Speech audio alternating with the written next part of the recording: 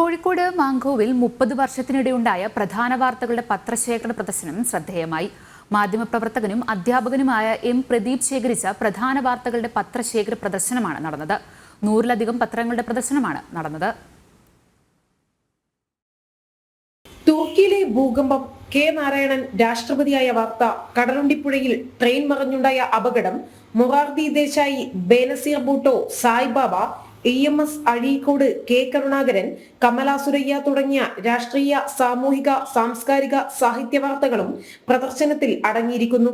കുട്ടിക്കാലത്ത് തുടങ്ങിയ ശേഖരമാണിതെന്നും തന്റെ 12ാം പ്രദർശനമാണിതെന്നും എം പ്രദീപ് അറിയിച്ചു.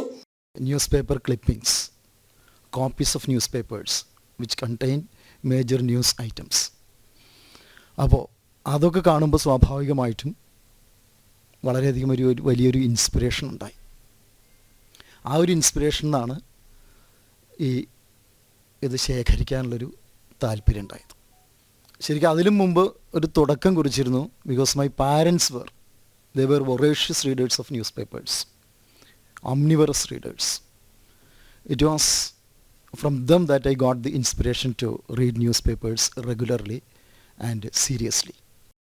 പ്രദർശനത്തോടനുബന്ധിച്ചു നടന്ന ചടങ്ങ് ഡോക്ടർ ജയന്ത് കുമാർ ത്രിപാഠി നിലവിളക്ക് കൊളുത്തി ഉദ്ഘാടനം ചെയ്തു. ഡോക്ടർ സുജി യാദവ് മുഖ്യപ്രഭാഷണം നടത്തി. മാധ്യമ പ്രവർത്തനത്തിന്റെ നൂതന സാങ്കേതിക വശത്തെക്കുറിച്ചും ആധുനികവൽക്കരണത്തെക്കുറിച്ചും ഡോക്ടർ സുജി യാദവ് സംസാരിച്ചു.